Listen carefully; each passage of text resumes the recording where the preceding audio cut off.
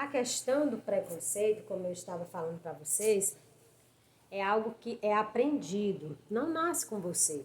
O preconceito não é algo que nasce com o ser humano. O preconceito é algo que é instalado. O preconceito é aprendido. É lógico que uma das fases onde não é, ele pode ser aprendido com a maior facilidade, absorvido de uma forma mais profunda, é óbvio que é no período da infância, onde a criança não é, está aprendendo. E é óbvio que ela vendo, não é, comportamentos de familiares, comportamento dos parentes mais próximos, uma fala de um pai, comportamento de uma mãe para com uma pessoa de uma outra cor, para com uma pessoa de uma outra religião. É claro que ela vai absorvendo ao longo de toda a sua vida. E nós também sabemos que um comportamento é muito difícil de mudar assim da noite para o dia, principalmente quando a pessoa já está numa fase adulta. Então, vale aqui uma sugestão, um conselho, não é? É educar as crianças para viver em unidade. Não é que viver em unidade, viver em harmonia, você vai abrir mão dos seus valores, das suas convicções, das suas crenças religiosas. Em absoluto. Vai fortalecer ainda mais os seus valores, as suas crenças religiosas. Cristo andava com os diferentes, andava com aqueles que não partilhavam das suas mesmas crenças religiosas, que não acreditavam. E isso não impediu, enquanto ele esteve conosco, ele nos ensinou por meio dos exemplos também. Ele falava em parábolas, mas ele também nos ensinou por meio dos exemplos. O Filho de Deus, aqui entre nós, convivendo com cobradores de impostos, mulheres adultas, uma mulher adúltera, não é? Pessoas que para aquele momento da história não teriam direito de conviver, não é? O cobrador de impostos não seria aceito pelos judeus. A moça adúltera, a mulher adúltera, não seria aceita também pelos hebreus, pela sociedade de uma forma geral. E mesmo assim, não é? Cristo andava com eles, mas para mostrar e para dizer que não há uma separação, tem que haver uma unidade. Como é que eu vou conhecer você se você está tão distante de mim? Se eu imponho tantas condições para que você se aproxime de mim? Se eu coloco tantas barreiras, não é? Se eu tenho tantos critérios de seleção, não você é pobre demais, não você é gorda demais, não você tem espinha demais, não a tua religião é diferente da minha, não você é adepta do candomblé, não você é umbandista, não você é do espiritismo, não você é católica, não você é evangélica. São tantos critérios que acaba sendo algo que, creio eu, que cause sofrimento até para o preconceituoso também. Porque ele tem que abrir mão de muita coisa, porque ele tem tantos critérios de seleção que acaba que ele quase que não pode fazer nada, nem andar com ninguém, nem se comunicar com as pessoas, porque fazem tantas seleções. Então a proposta de Cristo para a nossa vida é uma proposta muito simples, mas as coisas mais complexas da humanidade encontram-se justamente na simplicidade, porque qual era a proposta dele? Sejam todos irmãos, diferentes sim, mas irmãos. E para que coisa mais fácil do que nos amarmos? Mas torna-se complicado porque cada um de nós acaba elaborando critérios, não é?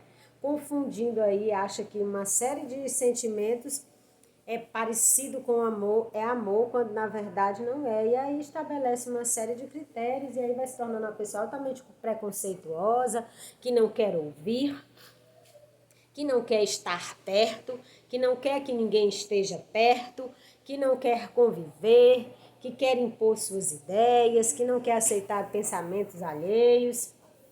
E aí torna a vida um pouco mais complicada. Bem, Recentemente, um templo de candomblé foi incendiado em Jundiaí, na Grande São Paulo. O ataque destruiu 80% da casa, mas não impediu a mãe de santo, Rosana dos Santos, a Iá, a Baiomi Rosana, de continuar o ofício religioso. Agora coloco uma mesa embaixo de uma árvore, ao lado dos escombros, e atendo lá, afirma. A fé cabe em qualquer lugar, pois Deus e os orixás estão em toda parte. Então, olha só. Se você realmente for tentar racionalizar essa situação, a partir dessa foto, olhemos essa foto, vamos fazer uma leitura desta imagem, vamos fazer uma análise dessa imagem. E aí tenta racionalizar. Te afasta das tuas crenças religiosas. Vamos agir agora como pesquisadores. Os pesquisadores, eles precisam se manter distante dos seus objetos, do objeto de pesquisa dele, para que os sentimentos dele, o pensamento dele não influencie durante a sua pesquisa, não é? Não influencie no seu projeto, no seu objeto de pesquisa. Então, vamos nos distanciar das nossas crenças religiosas, das nossas ideologias, de qualquer pensamento que nós tenhamos. E observemos, não é? Vamos observar aqui esta imagem. E vamos tentar dar uma explicação lógica para o que aconteceu. Mas deixo claro que aqui é uma imagem de um terreiro, não é? Um terreiro de candomblé que alguém ateou fogo e destruiu o terreiro. Como nós só temos essa informação, nós só vamos poder trabalhar sobre ela. Aqui não se aprofunda, né? Aqui a reportagem ela vai continuar, mas ela não aprofunda. Mas vamos só tentar racionalizar essa situação. Há alguma explicação lógica e racional para o que aconteceu? Pense só um pouco, pense. Há uma explicação, há uma justificativa legal e humana e cristã para o que aconteceu? Uma pessoa que não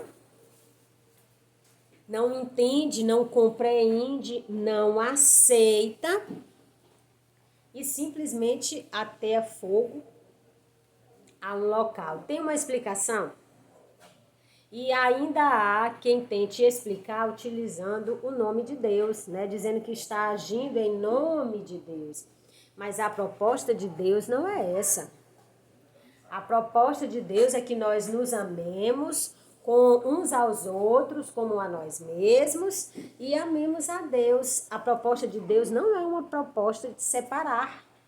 Não é uma proposta que divida as pessoas. Não, muito pelo contrário. Ele nos quer juntos. Ele quer que nós nos aceitemos como somos. Ele não quer que nós estejamos preocupados com as diferenças. Mas o que ele quer sim é que nós tenhamos, não é, a capacidade de viver juntos com tanta diversidade e nos entender, nos aceitar. Porque não pensem que porque eu não aceito determinada situação, eu sou aceita, não. Porque também as pessoas, elas também usam critérios para me separar, para me excluir, entendeu? Nessa situação, não sou eu a única que excluo. Eu também, em algum momento, serei excluída e não vou gostar de ser excluída, dessa exclusão. Então, o que eu não quero para mim, não pratico para os outros. Então, a pergunta é, não é? A lógica nessa situação e a segunda. Será mesmo que os seres humanos que aprenderam com o próprio Deus, que é Adão e Eva, os apóstolos e todas as comunidades da época que aprenderam com o próprio Cristo, a sociedade de hoje que tem um acesso tremendo a todas as redes de informação, será que chegaremos, não é,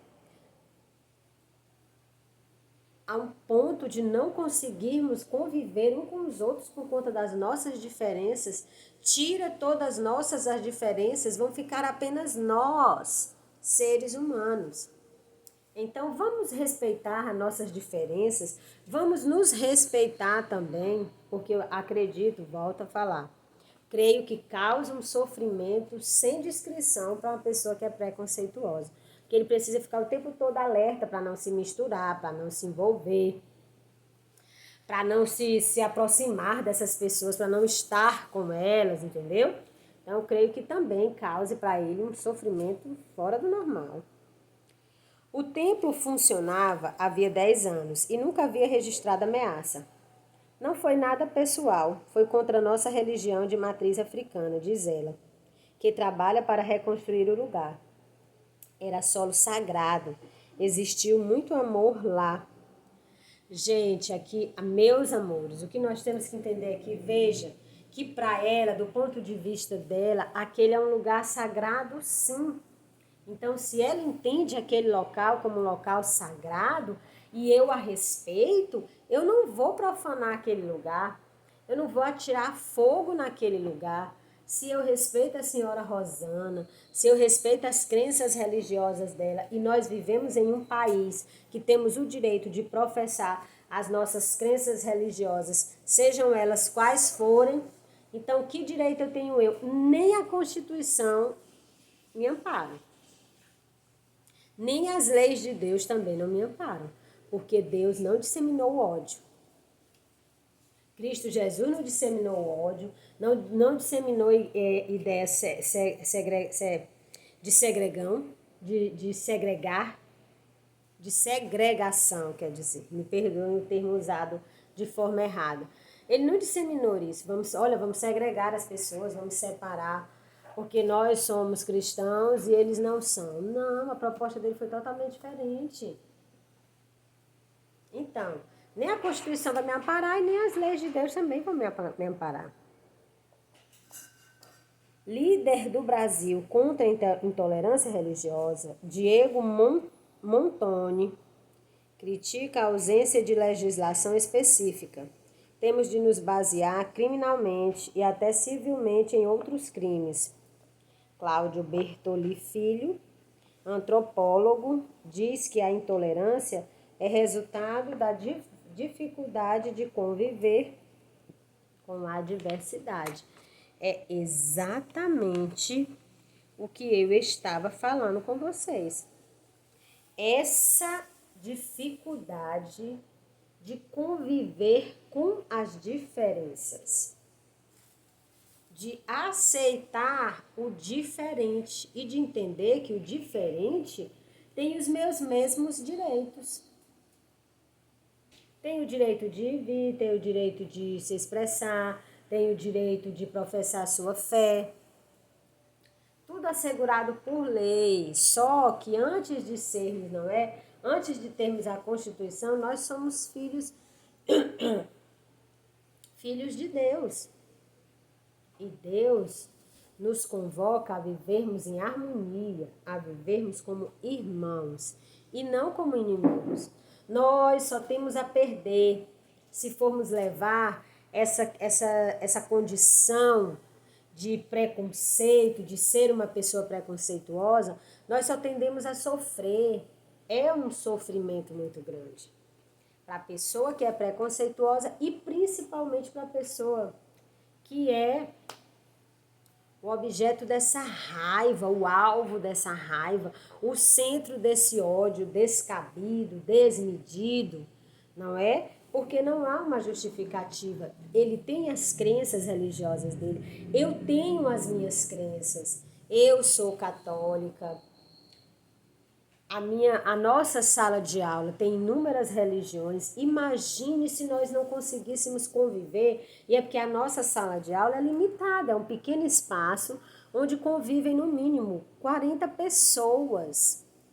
E se eu não tenho a capacidade de conviver com essas 40 pessoas, eu vou ter condições de conviver em uma sociedade que em um dado momento eu vou me deparar com várias pessoas. Se eu me formar em administração de empresa, eu vou ter que administrar uma empresa, vou ter que gerenciar uma empresa, lidar com várias pessoas, 100, 200, 300 funcionários, cada um com a sua individualidade. cada um com suas características, e eu fazendo critério de seleção, eu não vou conseguir conviver com tanta diversidade. Então, o convite aqui é: conheça para respeitar.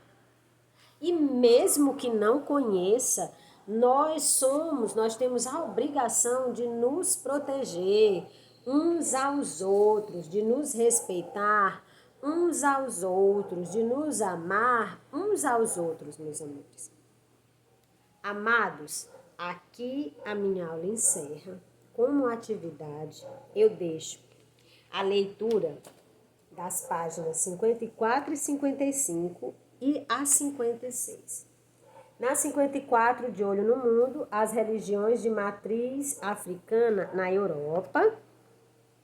E a página 56, falando de arte sacra, vocês vão conhecer um pouco do mestre Didi.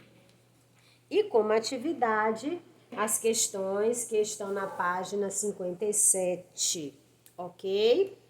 Bem, espero que vocês tenham gostado da nossa aula, espero que vocês tenham gostado das minhas explicações. Não fiquem apenas com as minhas explicações, entendeu?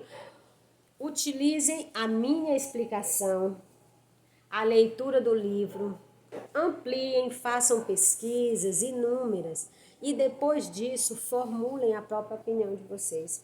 Tirem as próprias conclusões de vocês, tá bom? Não se deixe influenciar por minhas falas, apenas, única e exclusivamente pela leitura dos livros. Conversa com teu pai, com a tua mãe sobre, faz pesquisas na internet. Se você tiver acesso a livros, leia, para que quanto mais conhecimento você tenha, mais você aprenda sobre, mais você consiga entender, respeitar e valorizar e se colocar no lugar um do outro. Uma das palavras que nós precisamos colocar em prática com muita urgência, além do amor, é empatia. Vamos nos colocar no lugar do outro, entender o outro, pensar como o outro, sentir como o outro, e aí viveremos em uma sociedade próxima daquela que nós desejamos tanto. Harmônica e pacífica, tá ok, meus amores? Um beijo e até a próxima semana. Fiquem com Deus.